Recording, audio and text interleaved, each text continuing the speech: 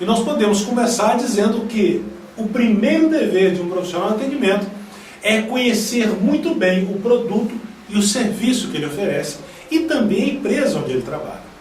Afinal de contas, fica complicado você oferecer um produto para alguém sem conhecer detalhadamente aquele produto, sem conhecer detalhadamente aquele serviço que você vai oferecer. Não é verdade? Como é que você vai falar daquele produto? Como que você vai explicar para aquele cliente, né, os detalhes daquele produto, os detalhes daquele serviço? Imagine, por exemplo, eu que não entendo nada de barco vendendo um barco. Uma lancha daquelas maravilhosas, né, que a gente só vê em filmes e comerciais, né? E a pessoa, eu vendendo aquilo, vai ser um fracasso total, porque eu não sei nada de nada. Então, para eu ser um bom profissional de atendimento, de vendas, eu preciso sim conhecer muito bem o produto e muito bem o serviço. Mas eu também preciso conhecer a empresa onde eu trabalho. Mas por que eu preciso conhecer a empresa? Ora, eu preciso saber qual que é a proposta da minha empresa, com o que a minha empresa trabalha, saber a história dela, alguma coisa, quem foi o fundador, porque as pessoas têm curiosidade. Às vezes o cliente pergunta por que a empresa tem esse nome. Às vezes as empresas têm nomes diferentes, né? Um nome que junta sobrenomes das famílias, né? E as pessoas têm curiosidade, querem saber, né, por que a empresa tem esse nome, por que tem... Né? E aí, o que nós vamos responder? Ah, eu não sei. Eu vou perguntar lá para o gerente, fica muito feio, não é verdade? Então, eu como profissional de atendimento, como profissional de vendas, eu preciso sim saber por que a minha empresa tem um nome, né? Saber uma historinha da minha empresa, para que eu possa falar com o meu cliente um pouco daquilo que é o lugar onde eu trabalho. Não é verdade? Afinal de contas, eu trabalho na empresa, então eu preciso conhecer um pouquinho da minha empresa. Outro ponto importante, que é um dever do profissional de atendimento, é conhecer a concorrência. Sim, precisamos conhecer a concorrência. E é muito importante conhecer a concorrência, porque nós precisamos saber o que está sendo feito no mercado, o que as pessoas estão oferecendo, o que as empresas que trabalham no mesmo setor que a gente, no mesmo segmento que a gente, estão oferecendo, para que nós possamos oferecer mais e às vezes oferecer até melhor, atender essas necessidades que os nossos clientes possam se manifestar. Não é? Então é muito importante eu conhecer a concorrência, mas não é só para isso, não é só por isso que eu tenho que conhecer a concorrência.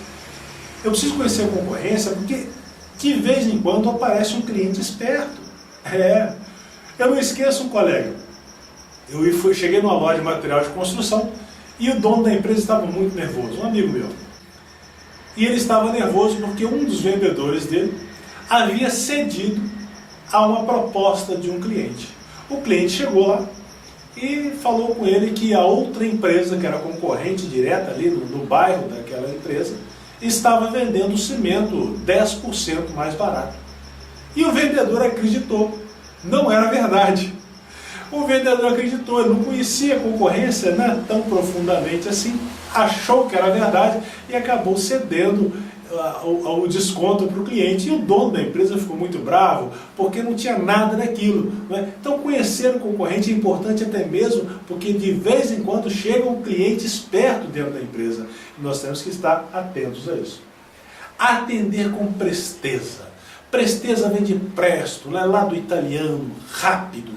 Eu tenho que atender rapidamente. Não adianta nós pensarmos que vai ser diferente. O cliente só chega na nossa empresa com pressa.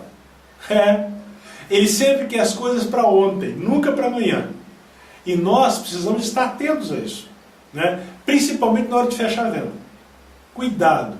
O cliente quer para hoje, é possível entregar? É. Ótimo. Não é possível? Então não prometa.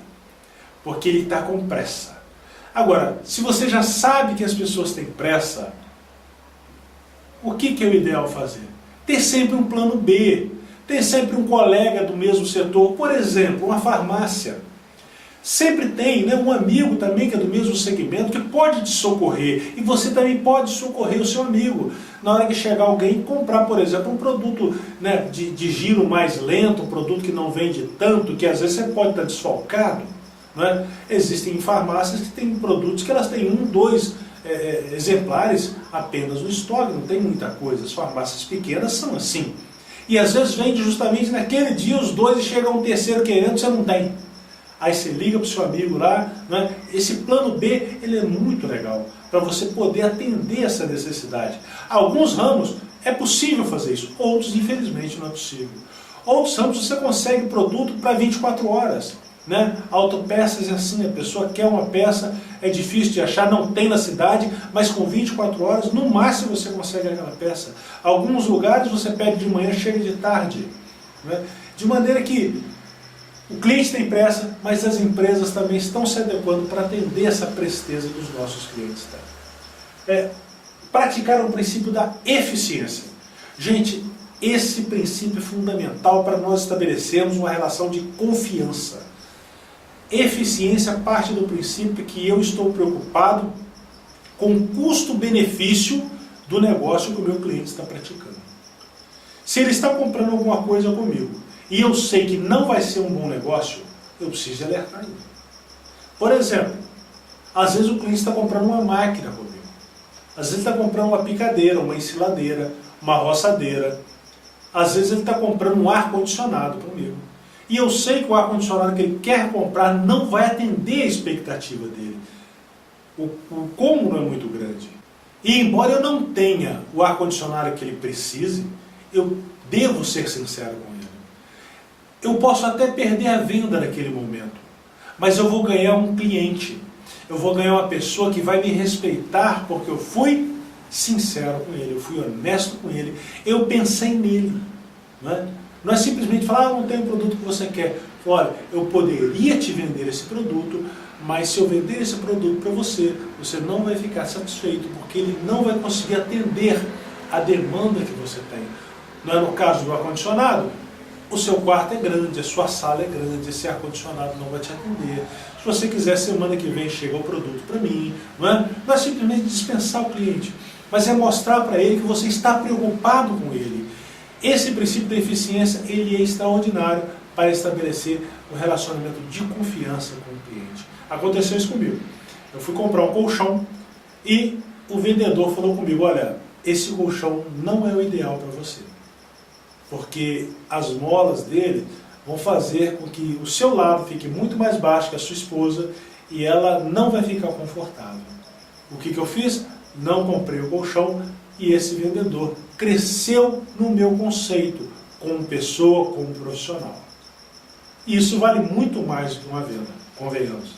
Outro dever do profissional de atendimento é ser o ouvinte perfeito. O profissional de atendimento, de vendas, que se preze, ele precisa ser um bom ouvinte. Porque é ouvindo que nós vamos conseguir entender aquilo que o nosso cliente precisa. E para ouvir, não é simplesmente ouvir o que a pessoa diz, é ouvir ativamente. É entender o que o cliente está dizendo.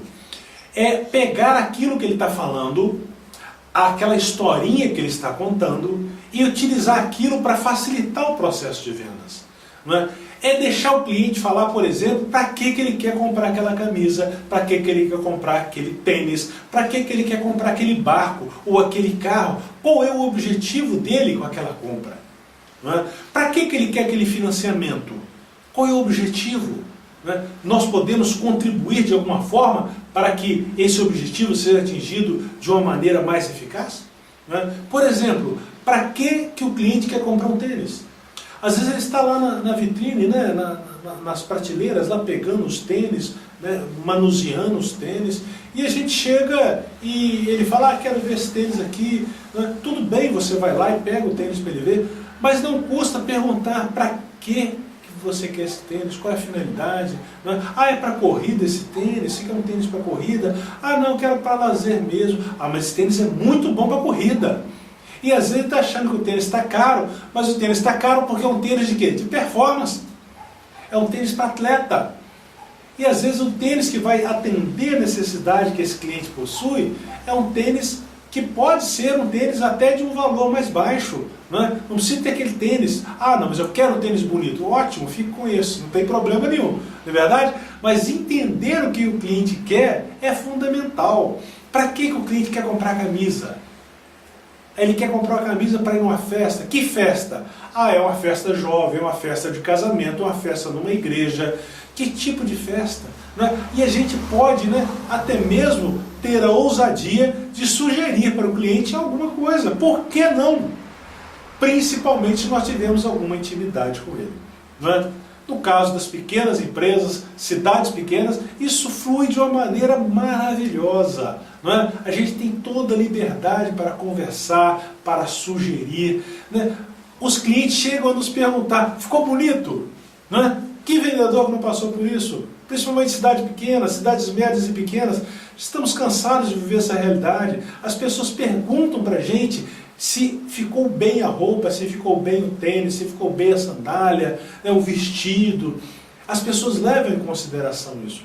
Então, ouvir é fundamental, porque é ouvindo que nós vamos conseguir falar de forma precisa e eficiente com os nossos clientes. É ouvindo que eu vou descobrir qual é a necessidade do meu cliente. É ouvindo que eu vou conseguir fazer com que o meu atendimento seja mais preciso e o cliente fique satisfeito. Eu gosto sempre de contar a historinha de quando eu comprei a minha camisa para a minha formatura do magistério. Eu tinha 18 anos de idade e eu comprei uma camisa vermelha. E a minha irmã chegou do Rio de Janeiro para a minha formatura e ela achou um absurdo eu usar uma camisa vermelha na formatura. Fomos na loja e ela então falou com o vendedor: rapaz, você vendeu a camisa vermelha para o meu irmão? Todos nós éramos muito conhecidos, o vendedor era uma pessoa que praticamente cresceu com a gente, né? E ele virou para ela: ah, mas seu irmão não falou nada comigo. Aí ela olhou para mim, ele olhou para mim, eu falei: mas você não perguntou? Não é verdade? Ele não perguntou, não queria saber, e eu vou falar o quê? Eu achei que eu estaria até incomodando se eu falasse que eu queria uma camisa para minha formatura. E aí trocou a camisa, não tem problema. Mas aí entra aquela questão, né? A minha satisfação não foi plena naquele momento. Por quê? Porque eu tive que voltar lá para trocar a camisa. Claro, o problema foi resolvido, ele trocou a camisa na hora, não houve inconveniente algum, né? A camisa era nova, não teve problema algum. Mas, se ele tivesse me perguntado, o problema não teria acontecido. Mas, se ele tivesse me perguntado para que eu queria a camisa, ele teria evitado de eu ter que ir lá com a minha irmã para trocar a camisa, um inconveniente para ele, ter que procurar de novo, né? Quer dizer, teria evitado todo esse transtorno. Um outro dever de todo atendente profissional, de todo vendedor, é ele reconhecer as diferenças. Nós precisamos entender que os clientes são diferentes, não existe fórmula mágica. Às vezes as pessoas falam que homem é mais objetivo, homem é mais preciso, homem compra com mais rapidez, a mulher demora mais, a mulher é mais analítica, ela fica experimentando e ela quer convidar uma amiga, liga para a amiga, telefona para a amiga, tira foto, manda para a amiga pelo WhatsApp, aquela coisa toda, né? Eu até concordo que seja mais ou menos por aí. A mulher é um pouco mais complexa para comprar e o homem é um pouco mais simples para comprar. Entretanto, eu vou adiante. Essa diferença que eu me refiro não é apenas a diferença no gênero, na faixa etária, na classe social, não é apenas isso. Eu me refiro à diferença que eu, Cícero, tenho durante o dia. Por exemplo, pela manhã eu acordo e eu estou atrasado, eu estou com pressa. Então eu vou na padaria e como eu estou com pressa, eu não quero conversar com ninguém. Então eu chego na padaria, pego o pão, passo no caixa, dou o dinheiro para a caixa, pego o troco, enfio no bolso e vou embora para casa. Eu não quero conversar com ninguém. Se a caixa me der bom dia, ela está me incomodando. Por quê? Porque eu estou com pressa. Esse é o Cícero naquele momento. Só que o Cícero volta de tarde. De tarde ele já não está com pressa. Ao contrário, ele saiu mais cedo do serviço. Chega na padaria, sem pressa, pega o pão, pega um presunto, pega uma mussarela e passa no caixa sem a menor pressa. Nesse momento, se a caixa me atender com tanta velocidade como ela me atendeu de manhã, eu posso interpretar que ela está sendo grosseira comigo, que ela está sendo sem educação comigo. Perceberam? De manhã, a agilidade era importante para mim. Por quê? Porque eu estava com pressa. De tarde já não era. Ah, Cícero, mas é difícil demais. Não é difícil. Nós precisamos entender que nós precisamos de ser especialista em pessoas. E quando nós olhamos para as pessoas, nós temos que identificar como que elas estão. Se elas estão com pressa, se elas querem conversar, se elas não querem conversar, como que elas estão. Então, se a pessoa está calma e não está com pressa, um bom dia, uma boa tarde, né? E às vezes as pessoas querem até trocar uma ideia com a gente, né? Mesmo na fila do caixa ali, as pessoas querem conversar conosco. Mesmo sabendo que nós temos outras pessoas para atender, né? Numa padaria, por exemplo, você tem lá uma série de pessoas para cortar a mortadela, presunto, etc., frios ali, né? As pessoas querem às vezes trocar uma ideia, bater um papo, ou simplesmente fazer uma brincadeira para manter aquele relacionamento, né, mais ativo, mais forte. Fato é que nós temos de entender que existem diferenças, não de pessoas para pessoas apenas, mas na própria pessoa. Dever de todo atendente profissional também deve ser você entender que ideias diferentes não são motivos para briga. Às vezes o atendente acha ruim quando o cliente tem uma ideia que é diferente da dele com relação a um produto. Uma experiência que eu vivi, vou compartilhar com vocês. Teve uma vez que eu cheguei numa loja e vi uma faixa enorme escrita na frente dela. Jaqueta de couro, R$160. Na época, para vocês terem uma ideia, poucos meses depois eu comprei uma por 280 e comprei barato, tá? Mas quando eu vi aquele preço eu me empolguei, falei, opa, vou comprar minha jaqueta de couro, sempre quis ter uma, vou comprar. Não é verdade? Fui lá, corri lá. Quando eu cheguei lá, qual foi a minha decepção quando eu percebi que não era couro? E o atendente veio, um jovem simpático, né? Ô, como é que vai? Tudo bom? O senhor se interessou pela jaqueta de couro? Aí eu fui obrigado a falar com o jovem, mas isso não é couro, meu filho, isso aqui é curvinho. Aí o jovem olhou para mim e falou assim, como não, senhor? Isso é o couro ecológico. Olha só que coisa. Couro ecológico. Naquela época nós estávamos no auge da ecologia. O Sting, né, estava aqui no Brasil, lá com os índios, aquela coisa toda, né? Então, o mais falado naquela época era o quê? A ecologia. Muito mais do que hoje, até. E quando ele falou isso comigo, ele me deu um tombo, vocês não imaginam. Eu falei, menino, você não é mole não. Aí, não satisfeito com isso, eu falei, onde você tirou isso, menino? Aí ele pegou a etiqueta da jaqueta e me mostrou. Couro ecológico. Olha só que coisa interessante. Ele leu a etiqueta. A maioria dos vendedores não lê a etiqueta. E às vezes os grandes argumentos de venda estão ali no próprio produto. Está na caixa dele, está no manual, está na etiqueta. O importante disso é o quê? É entender que o rapaz ali, mesmo sendo muito jovem, ele conseguiu entender que a minha ideia, apesar de ser muito diferente da dele, não era um motivo para briga. Muito pelo contrário. Eu saí de lá admirando aquele profissional. Não é? Por quê? Porque ele conseguiu contornar uma situação que eu propus de briga. Quando eu falei que o produto dele não era bom, não era couro. Não é? Quer dizer, dizendo que a qualidade do produto não era bom. Você já pensou se ele quisesse me confrontar? Como é que ia ficar a situação ali?